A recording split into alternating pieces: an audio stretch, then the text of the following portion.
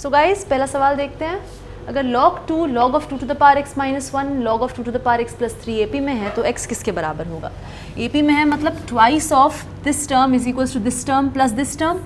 So twice of log 2 to the power x minus 1 मुझे दे देगा log of 2 to the power x minus 1 का square is equals to log 2 plus log of this, that means log of 2 multiplied by 2 to the power x plus 3 by the properties of log.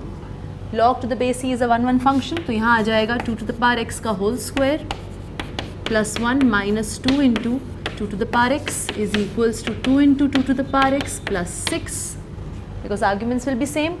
यहाँ आ जाएगा 2 to the power 2x minus 2 into 2 to the power x minus 2 into 2 to the power x means minus 4 into 2 to the power x plus 1 minus 6 so minus 5 equal to 0. जब आप इसको resolve करेंगे आपके पास आएगा 2 to the power x plus 1 into 2 to the power x minus 5 equal to 0. Obviously exponential function कभी भी negative नहीं हो सकता, so this cannot be 0. So this will have to be equal to 0. That means 2 to the power x is equal to 5 or x is log 5 to the base 2. So this is your correct value of x. ABC AP में है, a square b square c square HP में है, तो क्या true होगा ABC के बारे में? अब ABC अगर AP में है that means twice of b equals a plus c, और अगर a square b square c square HP में है मतलब b square equals twice of a square c square upon a square plus c square. b square की जगह मैं क्या लिख सकती हूँ? a plus c by 2 का whole square is equals to 2a square c square upon a square plus c square. जब आप इसको रिजॉल्व करेंगे तो आपके पास आएगा a plus c का whole square plus 2ac multiplied by a minus c का whole square is 0. Either this is 0 और दिस इज 0. अगर ये 0 होता है, let me take this as 1 and this as 2. अगर a माइनस c का whole square is 0 means a minus c is 0 मतलब a c के बराबर है, राइट? पर a अगर c के बराबर हो गया तो मेरे पास आ जाएगा 2b इक्वल्स टू a मतलब b इक्वल्स a, तो मेरे पास आ जाएगा a equals b equals c. तो पहली कंडीशन जिसमें ये दोनों चीज़ें होल्ड कर सकती हैं वो है कि a बराबर b बराबर c. या फिर ये 0 हो जाए, that means a plus c का whole square but a plus c is 2b, तो 2b का whole square means 4b square equals minus 2ac, या फिर b square equals minus 1/2ac, जिसको मैं दो तरीक़ों से लिख सकती हूँ, माइनस 1/2a इंटू सी या फिर a इंटू माइनस 1/2c. तो इससे मुझे पता चलता है क्या कि माइनस 1/2a b और c GP में है, या फिर a b और माइनस 1/2c GP में है. That means this and this hold. तो ये तीन कंडीशंस हैं जिसमें कि ABC AP में भी होंगे और a square b square c square HP में भी होंगे. Now ABC is in collection of all reals and ABC is in AP. Okay, so ABC AP में given है, तब मुझे मैच करना है.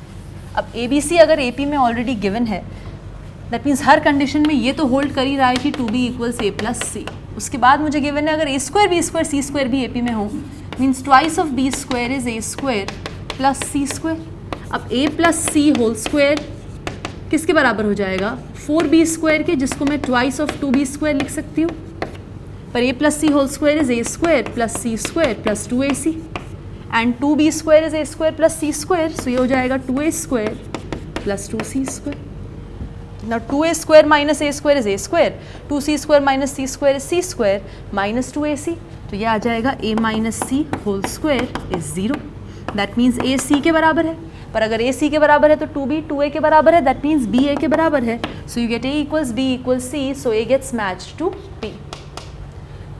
अब अगर ABC AP में है और a square b square c square GP में हो गए, मतलब b स्क्वायर का whole square is equals to a square c square, that means b square is plus minus ac. अब अगर b स्क्वायर ac के बराबर हो गया, दैट मीन्स ABC GP में है. अब ABC AP में भी है, GP में भी है, मतलब a b और c बराबर हैं, तो even b gets match to p. अब दिया है कि ABC AP में है और a square b square c square HP में है, that means you have b square equals twice of a square c square upon a square plus c square. अब भी हमने रिसेंट क्वेश्चन में करा कि आप b स्क्वायर को रिप्लेस कर देंगे a प्लस c/2 के होल स्क्वायर से, और फिर आपके पास आ जाएगा a equals b equals c minus half of A B C are in G P और A B minus half C are in G P, ये तीनों कंडीशंस ट्रू हो जाएंगी, तो सी के कॉरिस्पॉन्डिंग पी क्यू आर तीनों true हैं. What about D? D says a plus b plus c is 3/2 whereas a plus c is 2b. So 2b plus b is 3/2 means 3b is 3/2 means b is 1/2. So d के corresponding s shade हो जाएगा. Okay? Suppose 4 distinct positive numbers a1, a2, a3 and a4 are in GP. उस हिसाब से b1, b2, b3, b4 को define किया गया है. So b1 क्या होगा? अब अगर ये 4 टर्म्स GP में है, मतलब ये first term of the GP a, some common ratio r is there, so a2 is ar, a3 is ar square and a4 is ar cube. So b1 क्या हो जाएगा? a1 मतलब a, b2 हो जाएगा b1 plus a2, that means a times 1 plus r. b3 क्या हो जाएगा? b2 a times 1 plus r plus ar square. So a times 1 plus r square and b4 similarly is 1 plus r square plus r cube. Statement कहता है कि ये चारों terms AP, GP, HP में क्या रिलेशनशिप सेटिस्फाई करेंगे. तो अगर आप निकाल के देखेंगे b2 माइनस b1 और b3 माइनस b2, तो ये दोनों आपस में अनइक्वल आएंगे, जिससे समझ आ जाएगा कि ये AP में नहीं है. फिर अगर आप निकालेंगे b2 अपॉन b1 और b3 अपॉन b2, ये भी अनइक्वल आएंगे, जिससे समझ आएगा कि b1, b2, b3, b4 GP में भी नहीं है. इनफैक्ट जब आप 1/b2 माइनस 1/b1 करेंगे और 1/b3 माइनस 1/b2 करेंगे, तो ये भी अनइक्वल आएंगे, जिससे समझ आएगा कि b1, b2, b3, b4 HP में भी नहीं है, क्योंकि उनके रेसिप्रोकल्स AP में नहीं हैं. So you will get that the numbers are neither in AP nor in GP. Yes, this is true. They are in HP. No, this is false. So first statement is true and second statement is false. Okay, now we have to tackle the sum. देखते हैं क्या है ये. ध्यान से देखिए, पहले वाला उसका जनरल टर्म आपको कहीं ना कहीं गिवन है एक्सप्रेशन में ही, तो मैं उसके nth टर्म को और rth टर्म को TR से डिनोट करूं तो मेरे पास आएगा r square upon 2r minus 1 2r plus 1. इसको मैनिपुलेट करते हैं, इसको मैं लिख सकती हूँ 4r square. Fine, 4r square upon and here also 4 2r minus 1 2r plus 1. Then you do minus 1 plus 1. Why? क्योंकि ये भी क्या है 4r स्क्वायर माइनस 1, यहाँ भी 4r स्क्वायर माइनस 1, तो मेरे पास आ जाएगा 1 plus 1 upon 2r minus 1 2r plus 1. ये हो जाएगा 1 plus 1/2 1 upon 2r minus 1 minus 1 upon 2r plus 1. Right. तो जब मुझे समेशन चाहिए तो मेरे पास आएगा 4 times summation TR r going from 1 to n. This is summation 1 r going from 1 to n, which is n plus 1/2. What is summation of this? हम देख चुके हैं summation of this क्या होगा. ये आएगा 1 minus 1/3 plus 1/3 minus 1/5 plus 1/7 and so on till 1/2n plus 1. After cancellation, what will you get? 1 minus 1/2n plus 1. So this will be n plus 1/2 times 2n upon 2n plus 1. तो ये क्या हो गया? यहाँ पर है 4 times summation. So this is n plus n upon 2n plus 1. Right? Which gives you what? 2n square plus n upon 2n plus 1. This is 2n square plus 2n. Isn't it? Or I can say twice of n plus 1. 2n times n plus 1. 2n square plus 2n आ गया यहाँ से. नीचे क्या है? 2n plus 1. Right. पर यहाँ पर है 1/4. यहाँ पर 1/4 आ जाएगा. r going from 1 to n. This is TR 1/4. So this gives you what? n into n plus 1 upon twice of 2n plus 1. So this happens to be the correct solution. Okay? Next summation देखते हैं. TR किसके बराबर हो जाएगा? Next is very very easy. ये होगा 1 upon 2r minus 1 into 2r plus 1. This is 1/2. 1 upon 2r minus 1 minus 1 upon 2r plus 1. तो summation लिखेंगे हम TR r going from 1 to n. ये बराबर हो जाएगा 1/2 और इसका समेशन वापस से क्या होगा 1 - 1/2n + 1, right. What is this equal to? 1/2, 2n + 1 - 1, and this is 2n + 1. So you get n/2n + 1, you have 1/2n + 1, तो ये तो false है. आंसर आ रहा है n/2n + 1, right? Note this down and then we'll move ahead to the next question. So everyone, now we'll take a look at the next question.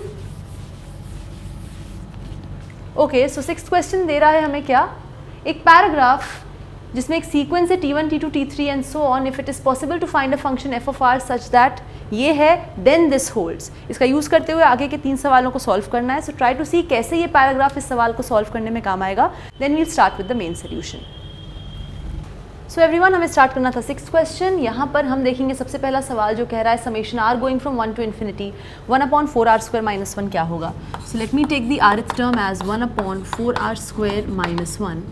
इसको अगर मैं लिखती हूँ a² - b² के फॉर्म में a + b × a - b और 2r - 1 and then 2r + 1. तो इसको मैं लिख सकती हूँ 1/2 टाइम्स 1/2r - 1 - 1/2r + 1, राइट. इसके बाद तो आपको पता ही है, अगर मैं समेशन लगा दूँ दोनों side tr r going from 1 to n and then limit n tends to infinity, क्योंकि यहाँ पर इन्फाइनाइट सम है, तो ये किसके बराबर हो जाएगा 1/2 एंड देन समेशन, और let me write limit n tends to infinity of summation r going from 1 to n 1/2r - 1 - 1/2r + 1. तो क्या हो जाएगा, everything gets cancelled and you are left with 1 - 1/2n + 1. अब as limit n tends to infinity 1 remains 1 and this tends to 0, so you have 1/2 × 1 which gives you 1/2. So 1/2 is your very sum of the infinite series. u1 1 given है, un + 1 is 2un + 1, then un + 1 is equal to what? So try to see this carefully. यहाँ पर un + 1 minus un consider करोगे तो क्या आएगा, un + 1 is 2un + 1 minus un will be 2un - 1 + 1. तो ये आ जाएगा twice of un minus un minus 1. Similarly इसके बाद आ जाएगा 2² times un minus 1 minus un minus 2 and so on 2 to the power n minus 1 u2 minus u1. u1 आपको 1 दिया हुआ है, u2 आपके पास आएगा 3, तो आपके पास आ जाएगा 3 minus 1 that is 2. So this is 2 to the power n. This is un + 1 minus un is 2 to the power n. तो un + 1 is 2 to the power n plus un, जिसको मैं लिख सकती हूँ 2 to the power n minus 1 plus un minus 1 and so on plus 2 plus u1, right? 2 to the power 1 plus u1. u1 is nothing but 1. This is your GP with first term 2 and common ratio 2. So 2 to the power n minus 1 upon 2 minus 1 plus 1. So this is 2 to the power n plus 1 minus 2 plus 1, which is minus 1. So 2 to the power n plus 1 minus 1, this happens to be your very sum, or basically the value of un plus 1. What is the sum of this given series? Let's try to find out. Okay, so don't forget ये भी infinite series है. So अगर मैं tr को लेती हूँ 1/r into r plus 1 r plus 2, then I realize that rtr is 1/r plus 1 into r plus 2, which I can write as r plus 3 tr plus 1, and this is rtr, right? ये बन जाएगा r plus 1 plus 2 लिख सकती हूँ मैं इसको. So r plus 1 tr plus 1 plus twice of tr plus 1, and this is rtr. So obviously twice of tr plus 1 is equals to rtr. Let's say this is small t. Make it small t. Okay. So rtr, yeah, minus r plus 1 tr plus 1. तो जब आप summation लगाते हैं दोनों side, this is summation of this, तो यहाँ पर आपको क्या मिलेगा, 1 से लेके n तक लगाते हैं, बाद में n को इन्फिनिटी पे टेंड कर देंगे, तो आएगा 1 tr और 1 t1 minus 2 t2 then 2t2 minus 3t3 plus 3t3 minus 4t4 and so on. तो बचेगा 1t1 माइनस n+1 tn+1. और n+1 tn+1 क्या होगा? What is tn+1? 1 upon n+1 n+2 n+3. That n+1 this n+1 gets cancel. बचता है t1 minus 1 upon n+2 n+3. So eventually ये तो n तक क्या वैल्यू आई. तो जब आप n को इन्फिनिटी पे टेंड करेंगे तो आपके पास आ जाएगा twice of summation of this की वैल्यू आ जाएगी 1/2. पर 1/2 में ये 2 नीचे चला जाएगा तो आपके पास इस समेशन की वैल्यू क्या आ जाएगी? As r goes from 1 to infinity, this is 1/4. So value comes out to be 1/2, पर ये तो ट्वाइस ऑफ दिस की वैल्यू 1/2 आई है. सो इसकी वैल्यू आएगी 1/2 into 1/2 which is 1/4, and that happens to be your answer in the 8th question. Okay, then you have what is the sum of the given series. Let's see. इसमें भी हम rth term लिखेंगे अपना. So rth term है r into r+1 r+2. Right, now you realize that r+3 tr is rt r+1. So this can be written as rtr plus 3tr, which can be written as 4tr minus 1tr equal to r+1, जिसको मैं लिख सकती हूँ 4tr plus r minus 1tr equals r+1.